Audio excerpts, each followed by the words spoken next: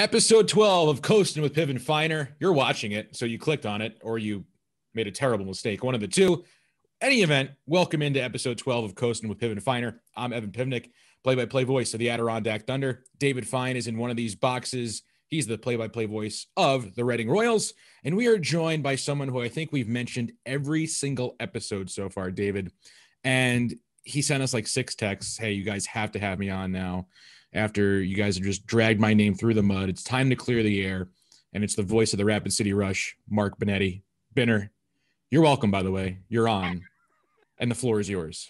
I think you and I remember that exchange a tad bit differently, but I don't want to undermine the host of this outstanding program. So we'll roll with it and see what happens. I think if you asked to come on more than 5 times, like if you asked to come on once, it's a little bit like, 5-6 times by that point, you got to let the guy on. I mean, you're basically trying to hack our phones to get the HD cloud video meeting link, and which you did for Zoom. So welcome, Benner. How's it going, man? Man, this is off to a riveting start. I'm just getting sewered left and right. No, this is great. I'm super pumped to be with you guys, and it's been a very unique year, as I'm sure you've heard a billion times from almost every one of your guests, and that you guys have also experienced too. But we're rocking and rolling, and full steam ahead coming into a big weekend of hockey. Just kind of recap from start to where you guys are right now with the Rapid City Rush. What's been going on? Some of the big storylines. I know we talked to your head coach early on in the. Since we started with Coastin, and he was a lot of fun to have on, Tets, as you guys call him over there. But just what's been going on up in the city by Mount Rushmore? So it's if you were looking for a nickname, it's the City of Presidents. Rapid City is the City of Presidents, if you want to keep it going in your back pocket there. It's been a very interesting year, to say the least. You got a big home opening win against Utah, and then team kind of runs into some trouble. Got a lot of guys on the commissioner's exempt list, got a couple of injuries. Before you know it, you've got about 7 or 8 different guys in your lineup. While you're still shorthanded, by the way, heading into a vaunted Allen Event Center, and you start losing 6 in a row. And that was very tough to get at. I think the team wasn't really at its absolute full strength, both with bodies, injuries, and health, until about maybe 4 weeks ago at that point. So there was a lot of hardship, but I think this team has still grown a lot. We've found our identity as we have to play a tough style of hockey. We have to play a heavy style of hockey, defense first, help out the goaltenders. And if somebody brings the puck into your zone, then they've got to earn every bit of their ice that they have while possessing it. So I think now that we've started to find our identity, we've seen a lot of success, in particular on the road. We've played 500 hockey on the road the last 3 or 4 road trips that we've had. So it's looking pretty good. I think now that we've found our identity at a very key point of this year, we can start to move forward and string a couple wins together. We ask the players all the time about, like, when did it feel normal to kind of be back in the swing, because you guys are playing games at this point almost every other day, if you look at it that way. So when did it really start to feel like a grind for you in 2020, 2021?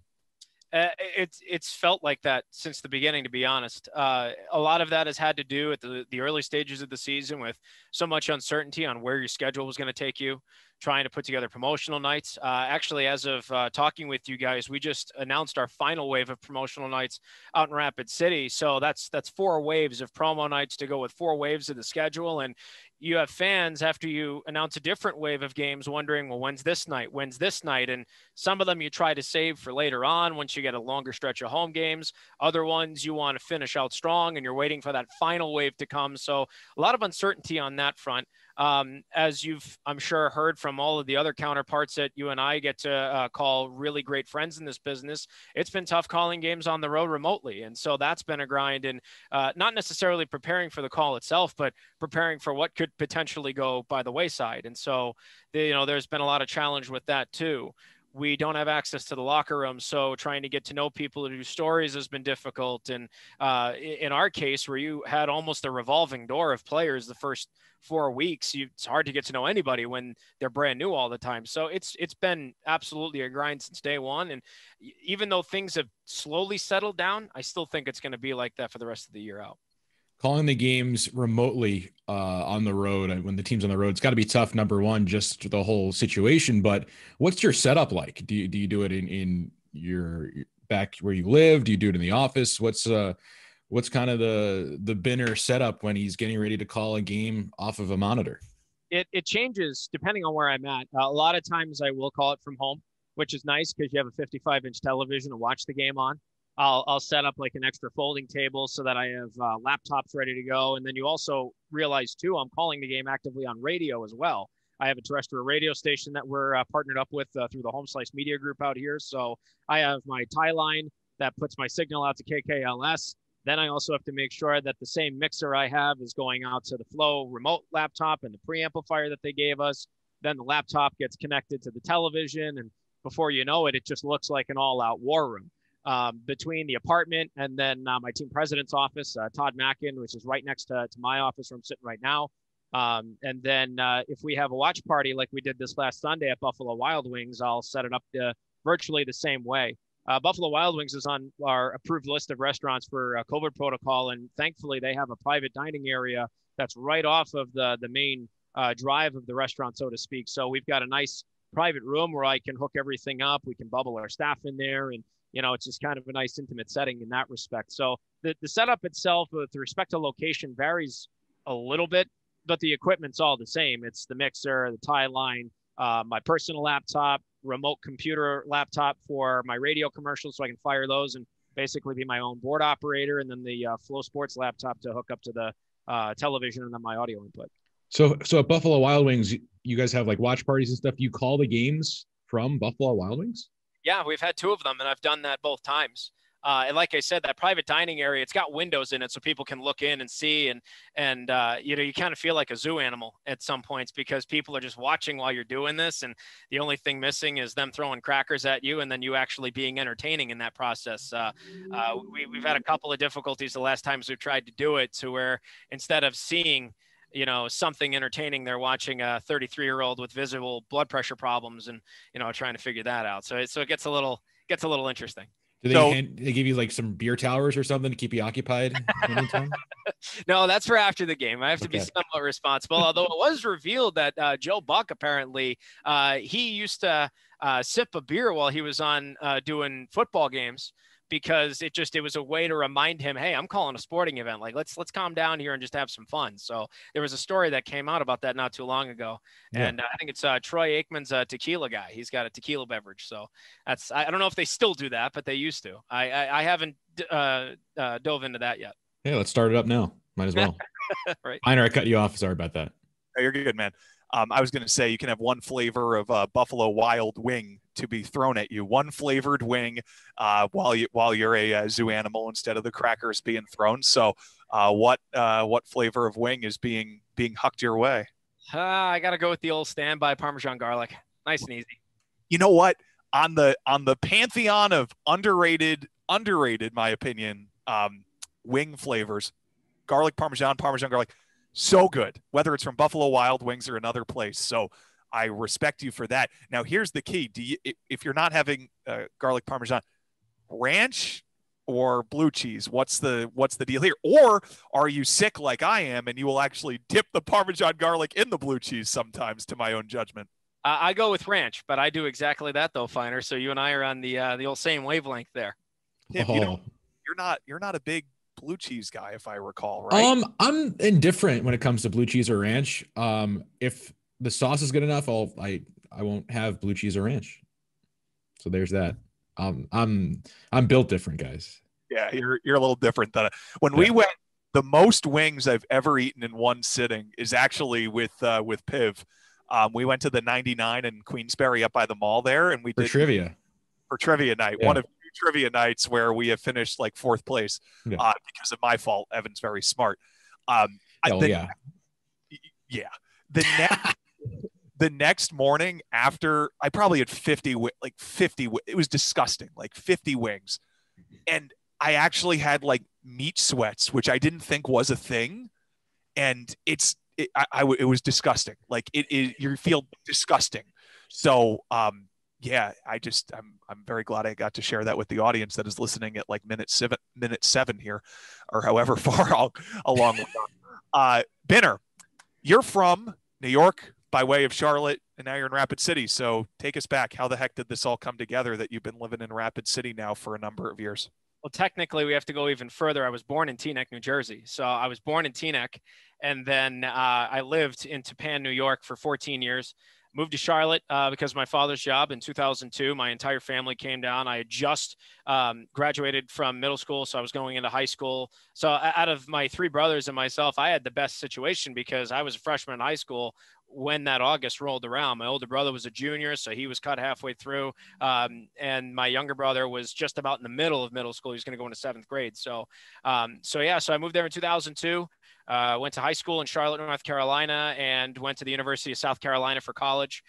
Did not major in broadcasting at all. I was pre-med. I had a biology degree from South Carolina, graduated in 2010. And then I just kind of fell in love with the idea of working in sports and trying to work my way into something like this. So I got a couple of odd part-time jobs at ESPNU, which was stationed about probably 15 minutes away from where I was at in Charlotte. It was a regional television hub that they repurposed as the headquarters for ESPNU when they wanted the college only station.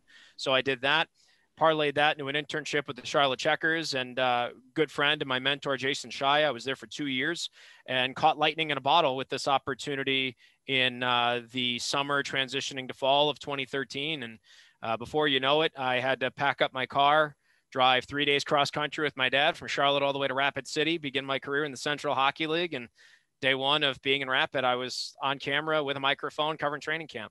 You missed a very important detail. I'm not upset at you, but perhaps it's destiny, because Piv did text me the other day something about band camp, that one time at band camp, but we're the only two people here that know what that's actually about. So you were a part of the University of South Carolina Fighting Cock Marching Band. I know that's not the official name, but I'll call it that. What the heck was that like? It was the Mighty Sound of the Southeast. That was our official name, the Mighty Sound of the Southeast. And it was the best 4-year experience I think I ever had in my life. Being able to play for a Division I marching band, one as reputable as the one in South Carolina, to have 80,000 plus screaming SEC fans rating hell on you from every direction on every Saturday, where every game mattered, because the SEC is the best football conference in the nation.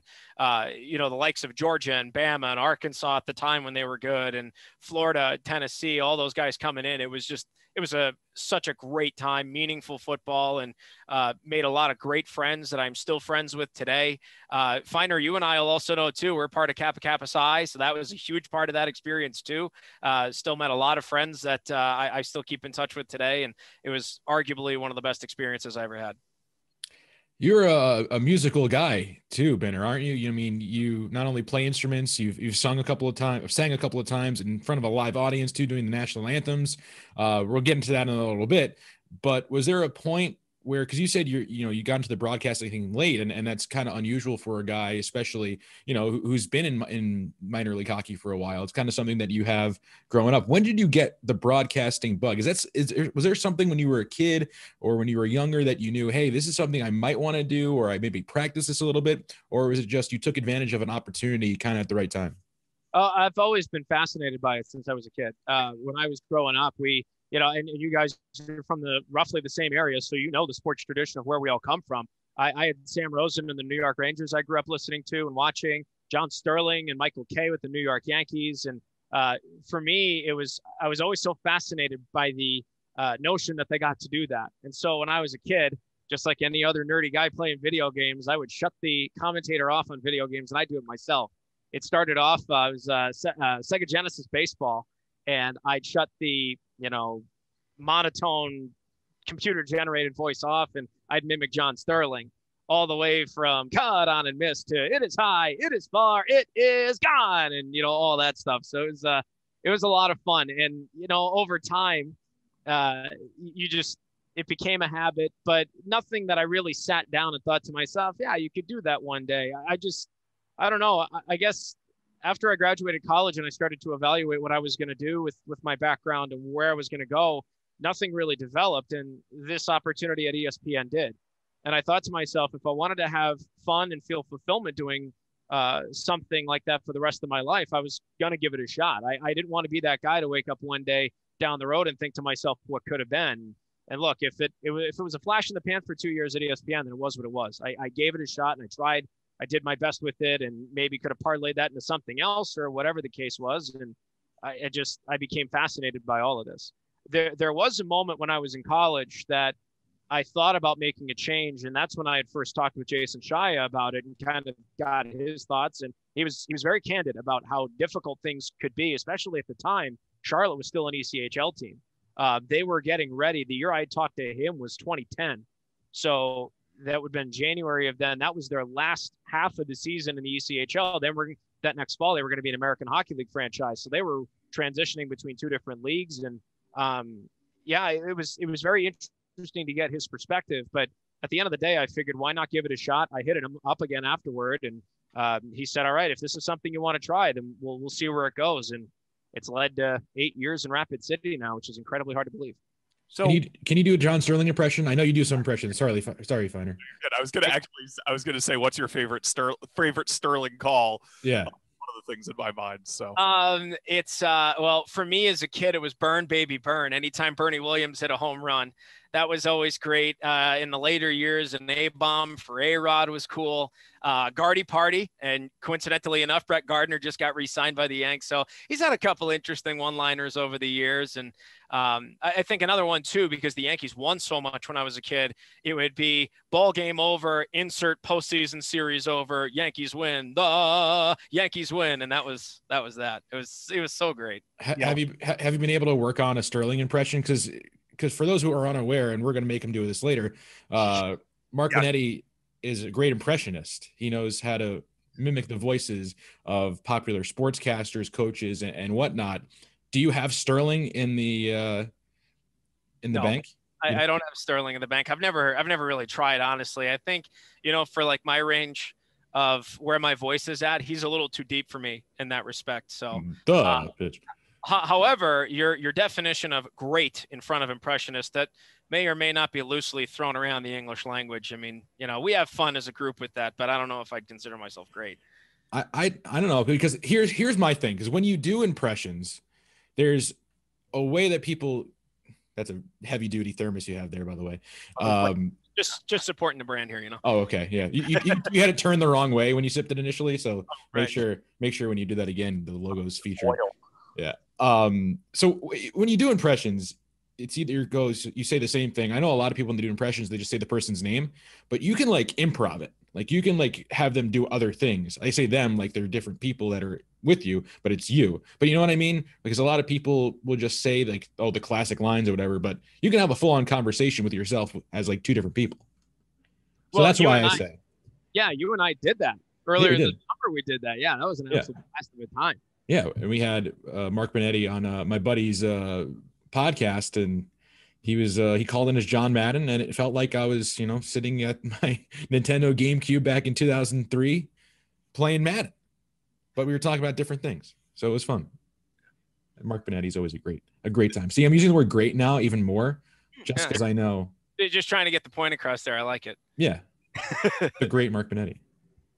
Dinner, you and I share something in common besides the whole marching band thing too, in that you said you interned in the AHL for Jason Shia, and the AHL, you're so close. And it's like when I was in Syracuse interning for the Crunch, it was Corey Conacher got traded, and then Tyler Johnson got called up, and then Andre Polak got called, Radko, like all these guys, and it's like, wow, they're in the NHL, and you feel I'm 20 years old, but you feel like close.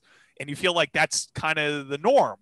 And then I didn't wear this by coincidence, but then I'm driving to Kearney, Nebraska, and I barely knew really what the USHL was a year before I accepted the job there.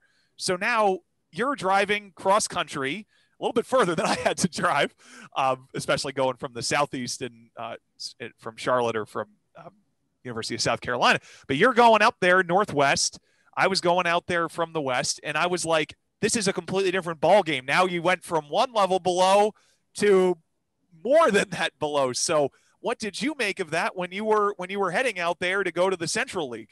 Well, and that was the difference. Like, you find I've never had an experience with junior hockey before. I never had an opportunity in the North American League or the USHL. I had applied for a lot of those jobs, and I never got interviewed or anything for them. So when I tell you I caught lightning in a bottle with the Central League and with the Rush, I did. That's the God's honest truth. When I got out there, I had the recognition that it was professional hockey, which was nice because I just come from that. But it was a very veteran-laden league. a lot of the rules in the Central Hockey League actually benefited teams if they had more veterans. So for instance, in our league, you guys know a veteran is 260 games of recognized professional hockey from the ECHL. In the Central Hockey League, it was 300 was a veteran, which is a huge difference maker. I mean, depending on how your seasons go, an extra 40 games, that's almost a full year, depending on what your situation is. So you could have an immense player of immensely more experience still not hit that veteran limit yet. Plus, you were allowed to have 5 veterans on your team, not 4 like we have here. And if one of the 5 veterans was a returning vet, you got a bonus 6th vet. So it was very different. A lot of older guys, and I think that really helped out with my development in that sense. I came out as a 25-year-old, and a lot of the guys that I'm working with are either of my age and had been playing a couple of years, or were just turning rookies out of college. But with so many veterans around, you had guys in their mid to late 30s that were still playing because they could, and the league allowed them to based on the intellect and the veteran presence and skill level and such. So I think that was very helpful for me to come out there, but it was totally different. And especially too, Finer, at that point, you and I in the American League, we're just interns. Now we come out here and they hand us the keys to the car and they're like, okay, you're the broadcaster now, let's go. You're the director of communications. Let's get this thing rolling. So it very eye-opening for sure.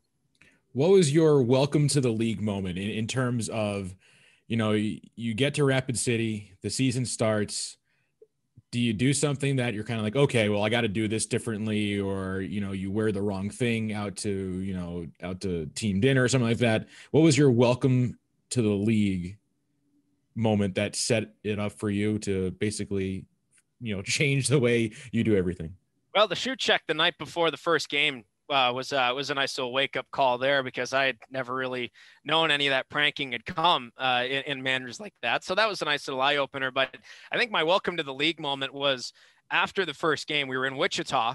That was the very first time I ever got to meet our good friend Jason Malls. He was such a help for me that night. I was absolutely panicking because the internet in their broadcast booth wasn't working to get my signal out, and I was just panicking. I'm 10 minutes away from on air. My very first solo, this is it, you're the guy, professional broadcast. And he was such a great help. He was a great calming presence there too, with all of that happening. We win the game 2-1. After that, we have to drive overnight to Quad City to take on the Mallards. And I get woken up at 3:30 in the morning from the head coach, Joe Ferris. And he's like, Benzie, come on, we gotta unload the gear. Nobody had told me about it. I was not aware that was something that we did. So before you know it, it's 3:45 in the morning now. I finally get enough bearing to wake up, stumble out of the bus, and then grab 3 equipment bags. And you guys know me, I'm 5'7", $155 soaking wet. So I'm grabbing 3 bags, the equivalent of my weight, putting on latex gloves, and I'm hanging up wet gear because they played the night before. So that was my welcoming moment of like, wow, okay. Well, let's get prepared for this and let's go. If this is what's expected of me, I'm willing to do it. I had no clue. So when I got woken up at 3:30 in the morning, I was so shocked. There's nothing better than getting back to the hotel after a overnight road trip, after unpacking all the wet gear. And you just I can't even describe, because one, you feel disgusting because just like sleeping on the bus, like you feel, grimy, greasy, whatever. And plus, like, you've just woken up too, which is never a great feeling. And then you add touching and smelling some of those rancid smells you probably smell ever. Like, you open up a hockey bag and it gets you pretty good. And there's just nothing worse than just getting into your hotel room and you're like, okay, I have like 4 hours of sleep before breakfast. I guess I'll shower. It's like, it's almost like forcing you to just pull an all-nighter. You're up at that point, your blood's flowing. It's just a matter of like, okay, well, I'm amped up now. I'm awake. I've moved around. I've done physical activity. Am I really going to try and wind down and go back to sleep? Or am I just going to sit up, do my work, and, just pound some coffee throughout the rest of the day? Yeah. Yeah. We used to have some music in there when we were unbagging everything at like 4 a.m. Yeah. What do you listen to on the bus, or what do you do to make sure you're winding down okay? For me, I put on a random playlist and just roll. But if you need to get a few hours of sleep on the bus before all this happens, what are you putting on, Benner? It depends. Sometimes it'd be some of the pieces I used to play in college when I was involved in music. It could have been, just like a mellowed out playlist that I had made, or at the time I'd bring like a a video game system with me or something. Now when we used to travel and I had it when traveling, it'd be a Switch. I'd play the Switch and just kind of, throw my mind at ease. I'd play like retro Dr. Mario or something and eventually fall asleep and all that kind of stuff. But sometimes there are moments where no matter your best efforts, especially when you're feeling sick is the absolute worst part, and you're fighting through hell and back to just try and grind out the weekend, and you're dealing with all these kind of ailments that you just can't help it, and you absolutely can't sleep, and you're just at the mercy of whatever the case is. So despite your best efforts, sometimes there's, it gets rather tough.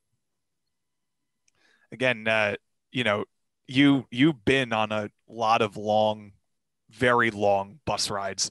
I know you guys do primarily plane travel, and I know you're not traveling this year, but how's your back? Like, are you going to be able to stand in 10, 15 years? I mean, I remember feeling at the end of my first season of junior hockey, and this is what you're going to laugh at me. This is like with 2 hours to Lincoln and 2.5 to Omaha and 4 to Sioux City and 5 to Sioux Falls.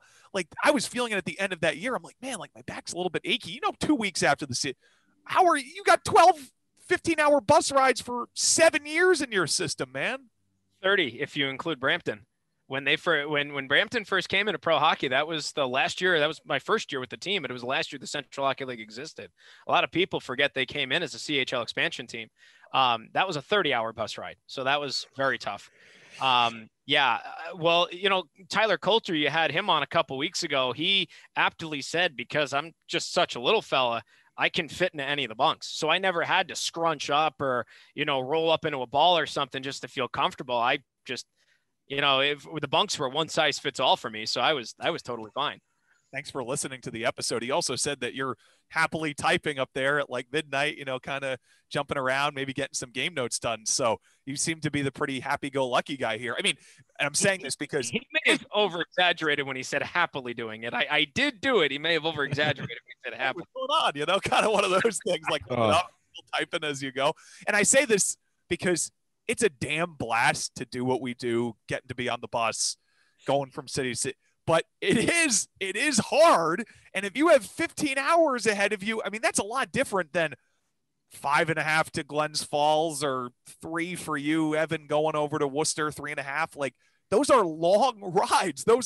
We are leaving at midnight and we're not going to get there until 2 p.m., that day, like 14 hours from now. And that's before something might happen on the highway too. Yeah, stops and just well, and our trips were long enough where we wouldn't even call midnight the cutoff. We'd leave 7 the night before because it would take us 12 or 14 hours. We'd get there at 7 the next day or 8 or 9 or whatever. So it was like prime breakfast time. We'd literally roll right off the bus, go to breakfast, get back on, go to the rink, have morning skate, and then you're not in the hotel until about 2 o'clock. So yeah, we would, a lot of our trips, depending on where we went, we would leave anywhere from between 3 in the afternoon or 9 at night, I think was the latest that we had. And we'd go from there. So like you're trying to check into the hotel too. And there's sometimes just random, 2 rooms aren't ready of the 12 rooms, let's say. So like that's got to, and that you are drawing the short stick, which is appropriate. Get the guys in the rooms. They just practice too. They just got skated. So like, how many times have you had to sit in the lobby waiting for that one last room to be ready?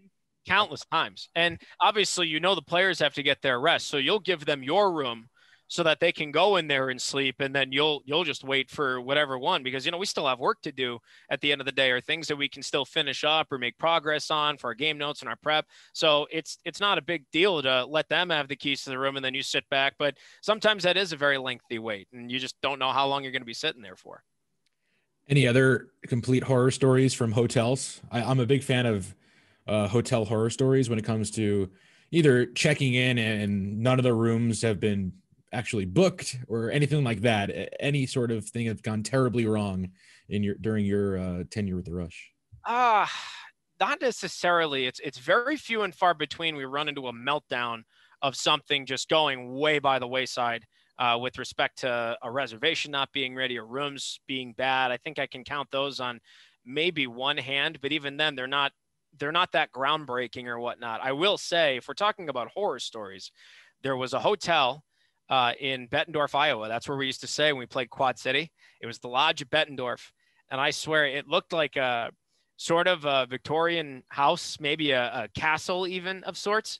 And my goodness, I swear to this day, the paintings on the wall had eyes and they'd watch you. There were times where if I was the odd man out and I had to room with the player, they'd go to the other bed, which by the way, was like the old style bed where you can draw the curtains on the side and all that. It was like you were in the house of Ebenezer Scrooge or something like that.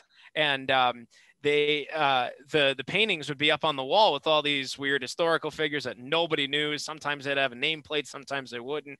And the player would give me a look, would look at the painting, would look back at me again, would go into the restroom, come out with a towel, throw it on top of the picture, and go right to sleep.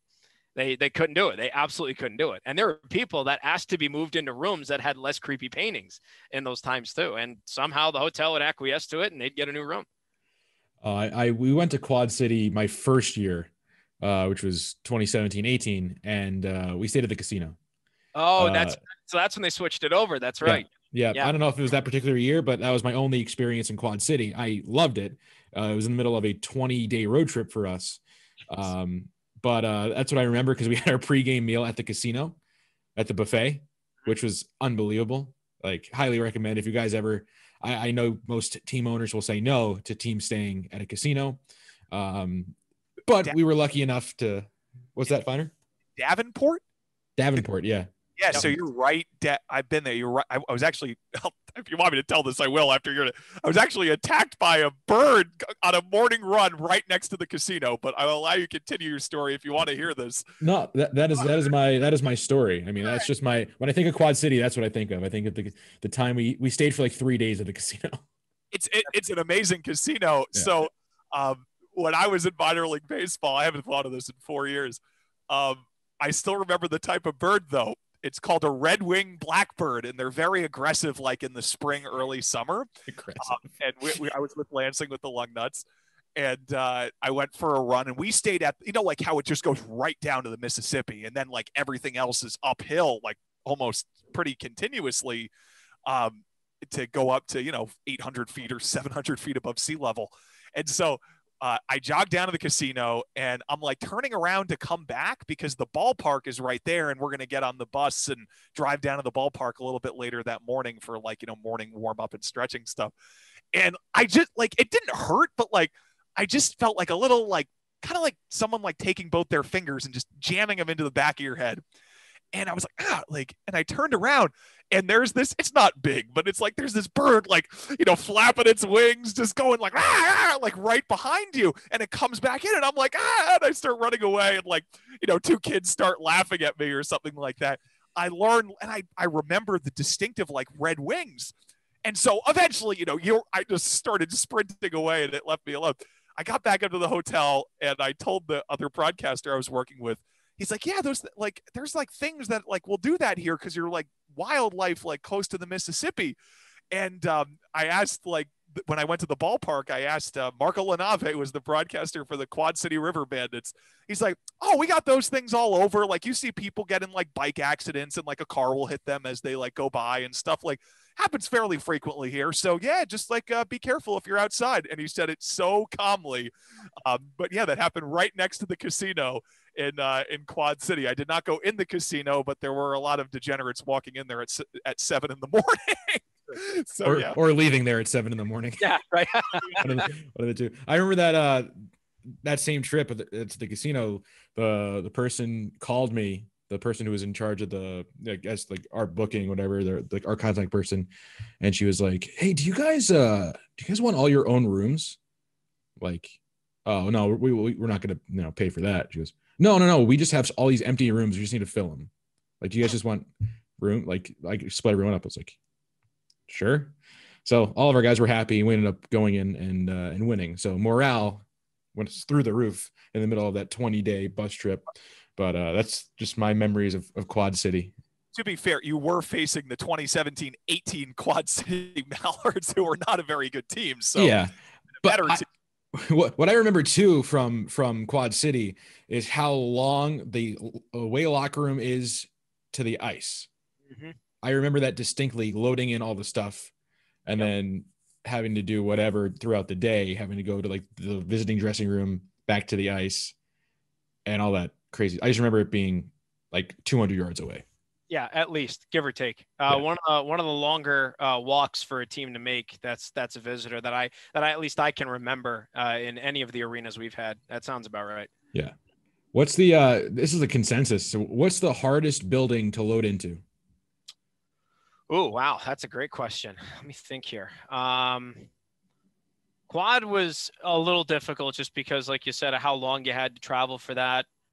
I remember Alaska being fairly easy. Once you got there, of course, you had to shuttle all over the place when you went. If both of you guys have ever been, I think Piv, you've been to Alaska. I've been when I was in college. Yeah. Okay. Yeah. So yeah, that's right. Because they had Alaska Anchorage you had to play against. So yeah, so that same arena there. It wasn't too bad of a load in there. No. Colorado was always easy. That was a bit of a trek based on where the loading dock was, but I mean, it was a straight shot. So the security staff was more than willing to help out and whatnot. So the Eagles facility there, Budweiser Event Center, was easy.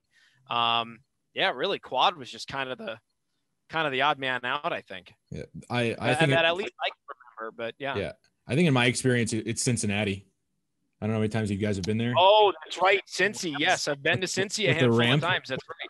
The ramp, it's like this, and you either have to go up the ramp with all the stuff, or you have to go through the staircase that you can't fit stuff through. Yeah, that's what I just remember about. And it's even more of a double-edged sword because the ramp is going in the complete opposite direction of where the room is at. So you have to basically do a half lap around the building. Yeah, exactly. You have to go up this way and then loop around. Yeah, exactly. Yeah. And then guys are falling down the ramp trying to put stuff back on the bus after the game. Yeah, that's Finer. How about you? What's your? No, I think Cincinnati is a hard one. Maine, when you went, because we do the overnight to Maine. Yeah. And sometimes you're waiting outside those doors on the side of the building. And do you guys do a loading dock in Maine, or do you do the side by that little suite? The side by the suite there. And then you it's just annoying, because the door will close and then you kind of have to make sure we prop that thing right away. Well, no, we will prop it. But then I would say when it's 7 a.m. in January in Portland, Maine, and we've just done an overnight to there and the door keeps on closing because of the wind or whatever, then that's where it gets to. But I say Cincinnati. I'm just giving a different example for the sake of the show. Binner, where have you not been in the ECHL? What cities have you not been to? Basically the entire Eastern Conference. I think the furthest out east I've ever been has to be Cincy, Indy, Fort Wayne, that area. Toledo too. I've been to Toledo a handful of times. But that's as far as I've ever gone. Nope, never to Wheeling. We had Wheeling on the docket. It was last year, I think. We were supposed to make a trip to Toledo, to Wheeling for 2, come back through Cincy or Fort Wayne, and then come home. And that was even including the fact that we were going to fly on that trip. And the draft came back and they completely axed both of those legs out. So yeah, it was odd. It was really odd. Is it time for Madden impressions and things of whatnot? Is that what I think so? We prefaced it before, and I called Mark Binetti great because now that he's here, I'm actually being nice to him. But we said before that Mark Binetti does an incredible John Madden impression. And does John ever come out on the broadcasts at all? Do you ever just get loopy? No. However, with that being said, my first year calling the Central League, Wichita had a player named John Madden. And my goodness, being the dumb rookie that I was so tempted to just break it out every time he got the puck. I mean, here's a guy that's got the puck. Boom, I just passed it. And I never did it once. I held my own. I never did. But every time I wanted to make some mention. Here's a guy, I'm skating around my own zone. I got the puck. Hey, there's a teammate. Boom, there you go. And I never did. Now, looking back at it now, you being in the league since 2013, you're wow, I probably should have done it. It's not a big deal. I mean, 6 of one, half dozen the other. It was my first year. I wanted to set a good professional standard, but yeah. I mean, I look back. I think I could have gotten away with it maybe once or twice. Yeah, I think you can get away with it now. Probably if you ever wanted to. People be like, "Oh, what was that?" And then just okay, just keep going. Well, if my remote commentary ever goes down again, I probably could. That's I'm very surprised at this point when technical difficulties arise. I haven't tried to go into amateur stand-up mode, just to try and lower my own blood pressure and all that stuff. But what's the deal with airline food? Tell you what here, man, this stuff's not working at all. What in the heck's going on? This equipment's doing a spider or two. I've been in or something here, man. I tell you what, I'm very surprised I haven't completely snapped and lost all sanity. Oh, the John Gruden. You remember the John Gruden Hooters commercials? Vaguely, very vaguely. Why would you? Is that the one? Why would you go anywhere else, man? I tell you what, man. Why would you go anywhere else for a wing, man? I tell you what, these wings. I saw a flavor the other day that impressed me tremendously. It was a Parmesan garlic and ranch, man. Can you please do we talked about earlier, you do the broadcast in the Buffalo Wild Wings when you have the viewing party. And you said you described yourself as it's like the animal in the zoo with the people looking at the 33-year-old broadcasting the game in the Buffalo Wild Wings. Can you please do John Madden and John Gruden both walk into Buffalo Wild Wings, look to their left, stand there, and kind of point you out for a second about you doing your Rapid City Rush broadcast? I mean, hey, John, what's going on in that room? Tell you what here, man. Pretty sure that's a guy calling some sports there or something, man. He's got one of our headsets. I mean, yeah, we used to wear those too. Pat Summerall and I tell you what, man, back in the day, Pat Summerall and I used to call all these football games. We'd wear a headset just like that. Tell you what, man, he looks pretty ticked off there, man. Not too sure what's going on in that room, but that man is visibly angry, man. I'll tell you what. That was great. Oh, Benner. The only thing was let's go get some wings or something like that, or let's go get another round. That would have made it 100 out of 100. I'll give you a 99 out of 100. Have you used the joke yet? And be sure you could use this without citing me, or if you want to cite me for it, if you actually end up using it. When you're at Buffalo Wild Wings calling a game and something goes wrong or something goes right, do you ever make the button joke from the old commercials? No, I don't make the button joke. I do not. Okay. I will make it painfully obvious that whatever I'm watching has frozen, or if the screen goes black, I will make it painfully obvious because, again, I have a radio audience I have to placate to as well. So it's like, if I have nothing to give them, I have to tell them so that they're aware of the situation at hand. So there are times where I'll go 14:47 left in a scoreless first period, puck's down in the near corner and the screen's black. We are flying blind right now. The last thing we remember, and then I'll just try and go into whatever I've got. And thankfully, sometimes it buys time. Things level out. We'll get back into it, but it's very difficult on occasion. But if something goes wrong in a game, a penalty's called or something, or you're going to rely on the button saying someone behind the bar. Yeah, right. The overtime button. Yeah. It just strikes me that it's a part of. And it's part of all of our brains, the creativity part. It's being able to improvise, but you being able to do these impressions, it's the voice. Like you can do the voice, but you also are thinking of things on the fly and trying to be creative. So, and music has a lot to do with that as well, of the creativity, and it sort of gets the certain part of the brain going that, inspires thoughts. So like you being able to do these impressions, you being able to improvise, and then you being able to call an ECHL game kind of all maybe fit into the same part of the old skull up there, I'd think. You'd think so. I mean, you're right. I think it's the creative element of it. We use a different part of our brain for that. And, in instances of these impersonations, I don't know, it's just, there's something that I always thought there was something fun about being a character. Robin Williams, may God rest his soul, one of the coolest comedians I think you'll ever watch or you'll ever see.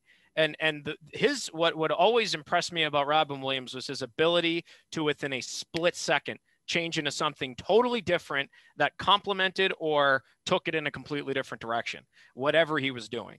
That's why I loved his stand-up so much. His stand-up is great because it's just him talking in about 27 different characters for 2.5 hours. It's phenomenal. So I was always fascinated by that as a kid. And as a kid, I always wanted to be the funny guy too. I wanted to just be able to crack the joke that was well-timed and do all of that stuff too. So I guess it just all kind of plays into the same thing. Mark, before we let you go, we got to discuss one final topic with you. I think I know exactly where you're going with this, but please. Because we've had many people who have known you on the show before, and every single time I think I bring it up or someone else brings it up, it's usually me. Olives and Bud Light, the Mark Binetti special, which you're introducing it to the entire ECHL and very soon the world. It's going to be known as the Mark Binetti. I want to know why, how, when, who, what. I know I did that out of order. So, I've seen the past references of me and Bud Light and olives on this show. I did not create it. That is a complete misnomer. Coach Tatro was actually incorrect on that one. I'm pretty sure he was the one that credited me with creating it. I did not create it. It has been done in South Dakota for ages. That's why the drink itself is actually referenced colloquially here as a South Dakota martini.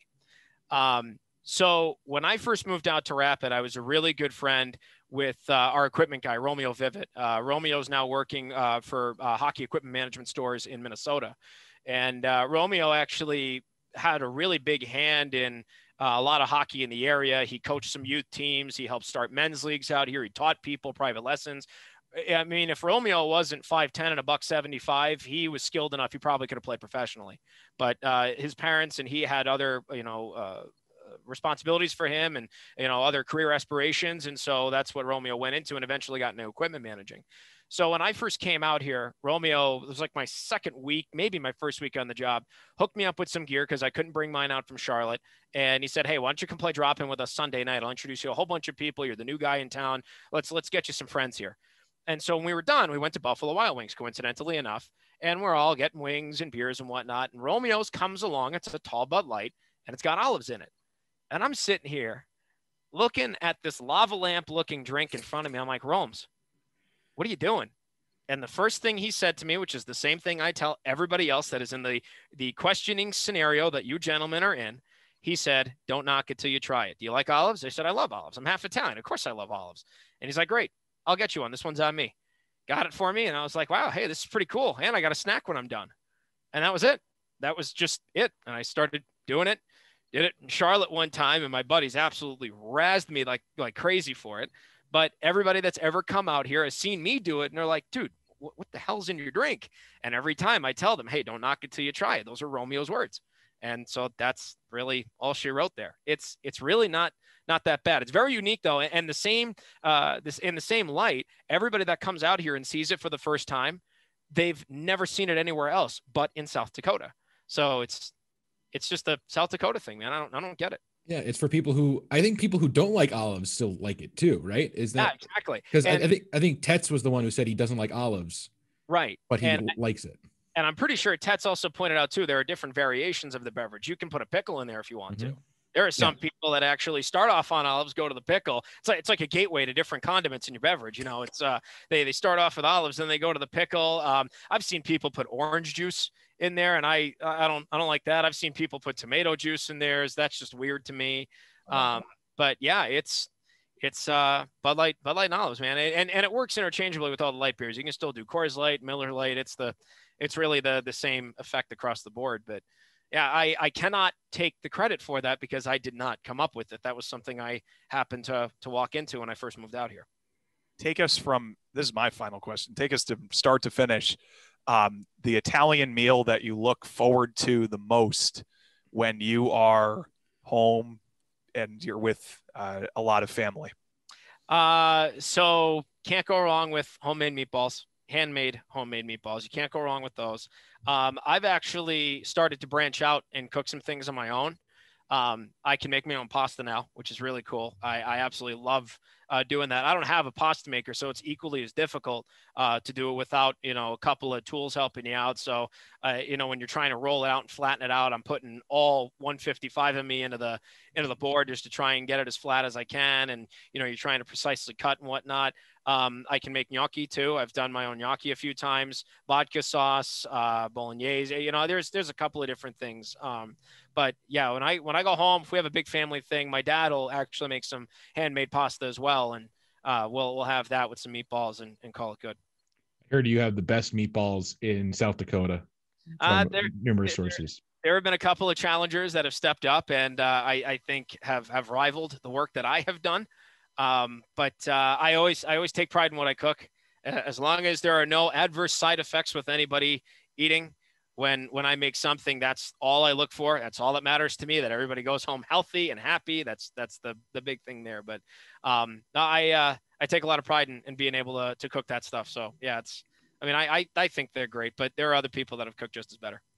Well, Mark Binetti, episode 12. We finally got him. We finally hashed out everything in the air. And Binner, where can the ladies find you on social media? Because you do everything. I mean, might as well let them know. I do not do everything at all. I am on Twitter at Binetti Rush PXP, and I'm on Instagram as Just the Radio Guy. It's an old tagline that I used to say after complaining about things. Well, that works for us. Mark Binetti joins us, episode 12. For David Fine, I'm Evan Pivnik. We'll catch you next week. I don't think there's anything else we kind of left out there. But I think FloHockey, catch some easy. FloHockey, yeah. There's like games every night now because of all the team schedules are pretty packed in. So you'll be able to hear Mark and see Mark as much on FloHockey as you or I, Evan. In fact, about 4 times more a week. So enjoy the hockey. And Binner, thanks again, man. Thanks for having me, guys.